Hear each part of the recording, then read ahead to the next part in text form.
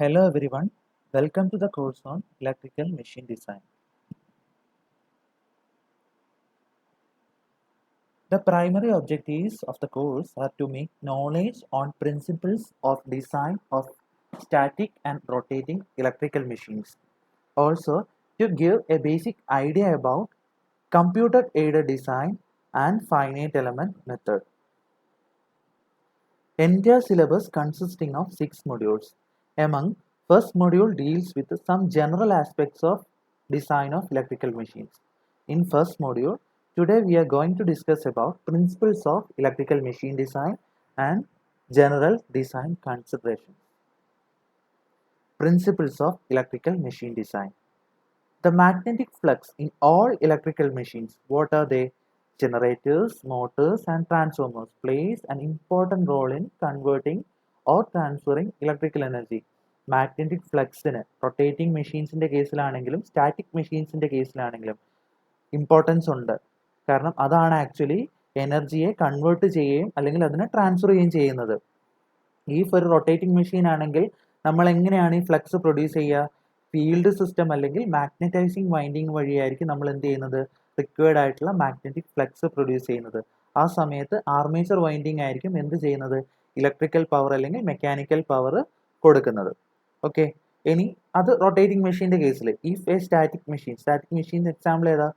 Transformer. Okay, ട്രാൻസ്ഫോമറിൻ്റെ കേസിൽ പ്രൈമറിയിലോട്ട് നമ്മൾ supply കൊടുക്കും, സെക്കൻഡറിയിലോട്ട് അത് ഇൻഡ്യൂസ് ആവുക ചെയ്യുന്നത്. അപ്പം സ്റ്റാറ്റിക് മെഷീൻ്റെ കേസിലാണെങ്കിലും റൊട്ടേറ്റിംഗ് മെഷീൻ്റെ കേസിലാണെങ്കിലും ഫ്ലക്സ് വഴിയാണ് എന്ത് എനർജി ട്രാൻസ്ഫർ അല്ലെങ്കിൽ എനർജി കൺവേർഷൻ പ്രൊസീഡ് ചെയ്യുന്നത്. അപ്പം ഇലക്ട്രിക്കൽ മെഷീൻ ഡിസൈൻ നമ്മൾ ചെയ്യുന്ന സമയത്ത് ഫ്ലക്സിന് അതിൻ്റെതായ ഇമ്പോർട്ടൻസ് ഉണ്ട്.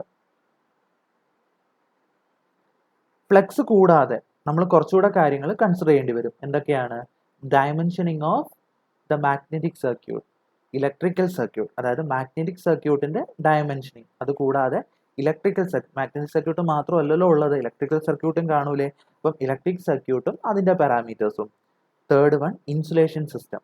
എങ്ങനെ നമുക്ക് ഇൻസുലേഷൻസ് പ്രൊവൈഡ് ചെയ്യാം, ഏത് അളവിൽ നമ്മളത് കൊടുക്കണം എന്നുള്ളതും ഒരു ഇമ്പോർട്ടൻ്റ് ആയിട്ടുള്ള കൺസ്ട്രെയിൻ ആണ്. ഓക്കെ, ഇതെല്ലാം നമ്മൾ ചെയ്യുന്നത് by means of analytical equations. Okay, analytical equations apply ചെയ്തിട്ടാണ് ഇതിൻ്റെയൊക്കെ വാല്യൂവിൽ നമ്മൾ എത്തിച്ചേരുന്നത്. A design should ensure that the products perform in accordance with the requirements. നമ്മൾ ഡിസൈൻ ചെയ്താൽ മാത്രം പോരാ, നമ്മൾ ഡിസൈൻ ചെയ്തെടുത്ത സാധനം കൃത്യമായിട്ട് നമ്മുടെ റിക്വയർമെന്റ് അനുസരിച്ച് വർക്ക് ചെയ്യാൻ വേണം. എന്നാൽ മാത്രമേ ആ ഡിസൈൻ ഒരു അർത്ഥം ഉണ്ടാവുന്നുള്ളൂ. എന്തൊക്കെയാണ് ആ റിക്വയർമെന്റ്സ്? ഹയർ എഫിഷ്യൻസി, അല്ലേ? നമ്മൾ efficiency is an important constrain. നമ്മൾ ഡിസൈൻ ചെയ്തിരിക്കുന്ന മെഷീൻ എഫിഷ്യൻ്റ് ആയിട്ട് വർക്ക് ചെയ്യണം, അത് എഫിഷ്യൻസി ഷുഡ് ബി ഹൈ. പിന്നെ lower weight of material for the desired output, അതായത് ഒരു പെർട്ടിക്കുലർ ഔട്ട്പുട്ടിന്റെ കേസിൽ എന്തായിരിക്കണം? Overall weight of the material എപ്പോഴും കുറഞ്ഞിരിക്കണം. അതുപോലെ ടെമ്പറേച്ചർ റൈസ് ഒരുപാട് കൂടാൻ പാടില്ല. So temperature rise should be low. പിന്നെ lower cost, overall cost of the machine should be low. Finally reliable and durable.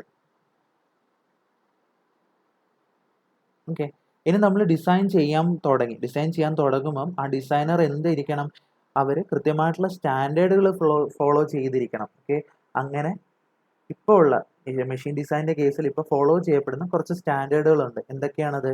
Indian standard IS, bureau of Indian standard BIS, Indian British standard BS, England international electrotechnical commission IEC, NEMA, the national electrical manufacturers association.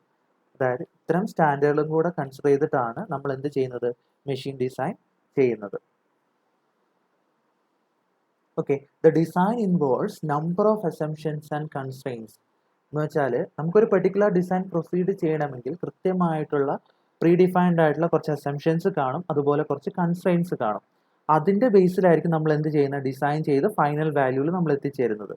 Okay, ഇപ്പോൾ first തന്നെ നമുക്ക് ആ final വാല്യൂവിൽ എത്തണമെന്നില്ല, അല്ലെങ്കിൽ ആദ്യം കിട്ടുന്ന ആ value നമുക്ക് satisfy ആവണമെന്നില്ല. അപ്പം നമ്മൾ എന്ത് ചെയ്യും? ഒന്നുകൂടെ സെയിം സ്റ്റെപ്പ് റിപ്പീറ്റ് ചെയ്യും. ചിലപ്പം അതിലും നമുക്ക് കിട്ടണമെന്നില്ല, അപ്പോൾ സെയിം സ്റ്റെപ്പ് മൾട്ടിപ്പിൾ ടൈംസ് നമുക്ക് റിപ്പീറ്റ് ചെയ്യേണ്ടി വരും. അതാണ് ഐട്രേറ്റീവ് മെത്തേഡ് എന്ന് പറയുന്നത്. അങ്ങനെ n number of times repeat ചെയ്യേണ്ടി വന്നാൽ അത് മനുഷ്യന് ചെയ്യാൻ പറ്റില്ലല്ലോ. അപ്പം നമുക്ക് എന്ത് ചെയ്യേണ്ടി വരും? ഒരു കമ്പ്യൂട്ടറിന് വെച്ചിട്ട് നമുക്ക് കമ്പ്യൂട്ടറിന് സഹായത്തോടു കൂടി നമുക്ക് അത് ചെയ്യേണ്ടി വരും. അപ്പം computer plays a vital role in arriving the final values. Okay, അതിനുള്ള ഒരു ടൂളാണ് ഫൈനൈറ്റ് എലമെന്റ് മെത്തേഡ് എന്ന് പറയുന്നത്. അത് എക്സ്പ്ലെയിൻ ചെയ്യുവാണെങ്കിൽ ഇപ്പോൾ നമുക്കൊരു മെഷീൻ കൺസിഡർ ചെയ്താൽ, ഇപ്പോൾ ഒരു മോട്ടർ കൺസിഡർ ചെയ്താൽ അതിലൊരു പാരാമീറ്റേഴ്സ് വെച്ചിട്ടല്ല നമ്മൾ ആ മോട്ടർ ഡിസൈൻ ചെയ്യുന്നത്. It is a complex system. ഒരുപാട് parameters at a time consider ചെയ്തിട്ടാണ് നമ്മൾ ആ ഡിസൈൻ പ്രൊസീഡ് ചെയ്യേണ്ടി വരിക. അപ്പം ഒരു പാരാമീറ്റർ എന്ത് ചെയ്യും, മറ്റൊരു പാരാമീറ്റർ ഡിപ്പെൻഡ് ചെയ്തിരിക്കും, ആ പാരാമീറ്റർ വേറൊരു പാരാമീറ്റർ ഡിപ്പെൻഡ് ചെയ്തിരിക്കും. ഇതെല്ലാം പരസ്പരം കണക്റ്റഡ് ആയതുകൊണ്ട് എന്ത് ചെയ്യണം, ഒരു സിംഗിൾ പാരാമീറ്റർ എടുത്തുകൊണ്ട് നമുക്ക് പെർഫോമൻസ് അനാലിസിസ് ചെയ്യാൻ പറ്റില്ല നോർമൽ രീതിയിൽ. പക്ഷേ FEM മെത്തേഡ് ആണെങ്കിൽ നമുക്ക് അങ്ങനെ ചെയ്യാൻ പറ്റും. അതൊരു അഡ്വാൻറ്റേജ് ആണ്. അതുകൂടാതെ ചില ലബോറട്ടറി സെറ്റപ്പുകളിൽ മാത്രം ചെയ്യാൻ പറ്റാത്ത ചില ടെസ്റ്റുകളുണ്ട്. ഇപ്പോൾ ഡിസൈൻ ചെയ്ത സാധനം തന്നെ നമുക്ക് എന്ത് ചെയ്യാൻ പറ്റില്ല, ചില ലബോറട്ടറി ടെസ്റ്റുകൾ ചെയ്യാൻ പറ്റില്ല. അത്തരം സെറ്റപ്പുകൾ എന്ത് ചെയ്യാം, വെർച്വലി പെർഫോം ചെയ്യാനും നമുക്ക് എന്ത് ചെയ്യാം, ഈ FEM മെത്തേഡ് അല്ലെങ്കിൽ കമ്പ്യൂട്ടറൈസ്ഡ് മെത്തേഡുകൾ യൂസ് ചെയ്യാവുന്നതാണ്. What are the factors for consideration in electrical machine design? ഇപ്പം നമ്മൾ എന്താ പറഞ്ഞ ജനറൽ പ്രിൻസിപ്പിൾസ് ആണ്. ഇനി എന്തൊക്കെ ഫാക്ടേഴ്സ് ആണ് നമ്മൾ ഇലക്ട്രിക്കൽ മെഷീൻ ഡിസൈൻ ചെയ്യാൻ വേണ്ടി കൺസിഡർ ചെയ്യേണ്ടത്? ഓക്കെ, ഫസ്റ്റ് ഇതെന്ന് പറയുന്നത് മാഗ്നറ്റിക് സർക്യൂട്ട് അല്ലെങ്കിൽ flux path. Okay, magnetic circuit electrical circuit ആണ് രണ്ട് പ്രധാന ഭാഗങ്ങൾ ഒരു മെഷീൻ്റെ കേസിൽ വരുന്നത്. അപ്പം ആദ്യത്തെ ഭാഗം എന്ന് പറയുന്നത് മാഗ്നറ്റിക് സർക്യൂട്ട്. ഓക്കെ, റിക്വയർഡ് ആയിട്ടുള്ള ഫ്ലക്സ് പ്രൊഡ്യൂസ് ആവണം MMF ഉപയോഗിച്ച്, മിനിമം MMF ഉപയോഗിച്ച് റിക്വയർഡ് ആയിട്ടുള്ള ഫ്ലക്സ് പ്രൊഡ്യൂസ് ആവണം. അപ്പോൾ എന്താ സംഭവിക്കുക, കോർ ലോസ് നമുക്ക് ഒരു പരിധി വരെ കുറച്ചെടുക്കാൻ പറ്റും.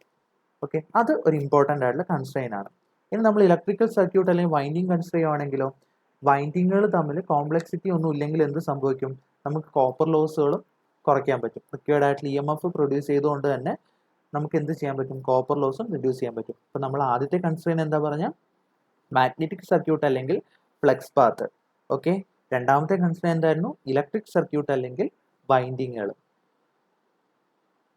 തേർഡ് വൺ എന്ന് പറയുന്നത് ഇൻസുലേഷൻ. ഓക്കെ, ലെവൽ ഓഫ് വോൾട്ടേജിനനുസരിച്ചാണ് നമ്മൾ എന്ത് ചെയ്യുന്നത്, ഇൻസുലേഷൻ പ്രൊവൈഡ് ചെയ്യുന്നത്. അപ്പം ഈ മെഷീൻ പാർട്ടുകൾ തമ്മിൽ പ്രോപ്പർ ആയിട്ടുള്ള ട്രബിൾ ഫ്രീ ആയിട്ടുള്ള ഇൻസുലേഷൻസ് പ്രൊവൈഡ് ചെയ്യുക എന്ന് പറയുന്നത് it is an important constrain. Okay, അടുത്തത് cooling system or ventilation. Okay, temperature കൂടിക്കൊണ്ടിരിക്കുന്ന ഒരു റൊട്ടേറ്റിംഗ് മെഷീൻ്റെ കേസിൽ ഇമ്പോർട്ടൻ്റ് ആയിട്ട് നമ്മൾ കൺസിഡർ ചെയ്യേണ്ട ഒരു ഫാക്ടറാണ് ടെമ്പറേച്ചർ റൈസ് എന്ന് പറയുന്നത്. അപ്പം ടെമ്പറേച്ചർ റൈസ് ഉണ്ടായാൽ അതിനെ കോമ്പൻസേറ്റ് ചെയ്യാൻ നമ്മൾ എന്ത് ചെയ്യണം, കൃത്യമായിട്ടുള്ള കൂളിംഗ് സിസ്റ്റം അല്ലെങ്കിൽ വെന്റിലേഷൻസ് പ്രൊവൈഡ് ചെയ്ത് കൊടുക്കണം. ഫൈനലി മെഷീൻസ് പാർട്സ് എന്ന് പറയുന്നത് റോബസ്റ്റ് ആയിരിക്കണം. അപ്പം ഇതൊക്കെയാണ് factors for consideration electrical machine design. അത് കൂടാതെ ഈ പറഞ്ഞ ഇമ്പോർട്ടൻറ്റ് പോയിന്റ്സ് കൂടാതെ കുറച്ചധികം കൺസിഡറേഷൻസ് കൂടെ ഉണ്ട്. അത് ഏതൊക്കെയാണ്? ഒന്ന്, ലിമിറ്റേഷൻസ് ഇൻ ഡിസൈൻ. അതായത് ഡിസൈൻ നമ്മൾ പ്രൊസീഡ് ചെയ്താലും അതിന് ലിമിറ്റ് ചെയ്യുന്ന ചില ഫാക്ടറുകളുണ്ട്. അത് നമ്മൾ പഠിക്കും, ഡീറ്റെയിൽ ആയിട്ട് തന്നെ നമുക്ക് പഠിക്കാറുണ്ട്. ആ ഫാക്ടേഴ്സ് എന്തൊക്കെയാണ്?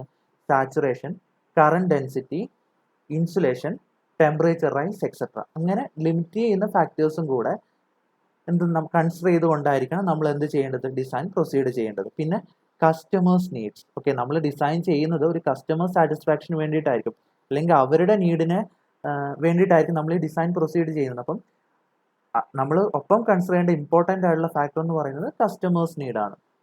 അതുകൂടാതെ ചുമ്മാ നമുക്ക് ഓരോ വാല്യൂസും കാര്യങ്ങളൊന്നും ഇഷ്ടം പോലെ അങ്ങ് എടുക്കാൻ പറ്റില്ല.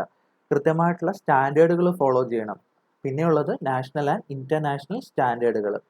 Okay, convenience in production line and transportation. Production ചെയ്യാനും അതുകൂടാതെ ട്രാൻസ്പോർട്ടേഷനും കൺവീനിയൻ്റ് ആയ രീതിക്കായിരിക്കും നമ്മുടെ ഡിസൈനും കാര്യങ്ങളും എന്ന് പറയുന്നത്. Finally maintenance, repairs and environmental conditions. അപ്പം ഇത്രയും കാര്യങ്ങളും കൂടെ കൺസിഡർ ചെയ്തുകൊണ്ടായിരിക്കും നമ്മൾ എന്ത് ചെയ്യുന്നത്, ഡിസൈൻ പ്രൊസീഡ് ചെയ്യുന്നത്. ഇപ്പം നമ്മൾ ഡിസ്കസ് ചെയ്ത് ജനറൽ പ്രിൻസിപ്പിൾസ് ഓഫ് ഡിസൈൻ ആണ്. അതുകൂടാതെ what are the factors to be considered. Okay, ഒന്നുകൂടെ PPT നോക്കുക, എന്നിട്ട് കാര്യങ്ങൾ കൃത്യമായിട്ട് മനസ്സിലാക്കി വെക്കുക.